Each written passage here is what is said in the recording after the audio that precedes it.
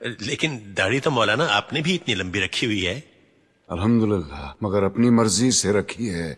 دین نے فرض نہیں کی مجھ پہ. دین میں داڑھی ہے، داڑھی میں دین نہیں. سنت موقدہ ہے، رسول اللہ کی تھی. جو عاشق رسول ہیں وہی داڑھی رکھتے ہیں. بالکل درست فرمایا آپ نے، لیکن داڑھی عشق کا آغاز نہیں، انتہا ہے بیٹے. عشق جب انتہا کو چھوتا ہے تو عاشق کا جی چاہتا ہے کہ وہ بھی دکھنے میں اپنے محبوب جیسا بن جائے. کیا خوب کہا ہے کسی پنجابی صوفی شاعر نے، سیونی مینو رانجھا آکھو ہیر نہ آکھو کوئی. کہیں ہم غلطی تو نہیں کر رہے ہیں کہ عاشق کا پہلا قدم عشق کی آخری سیڑھی پہ رکھوا رہے ہیں؟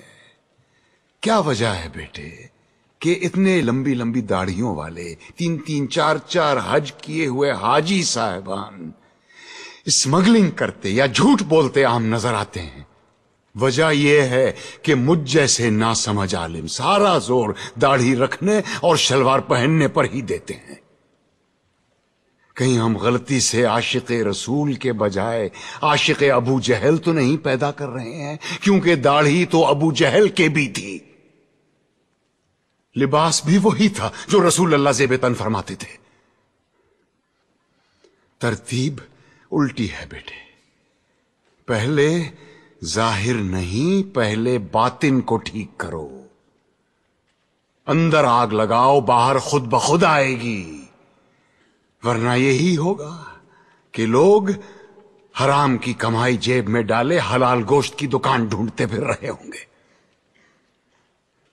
اسلام یا میوزک اور اسلام یا پتلون میں سے یا نکال دو.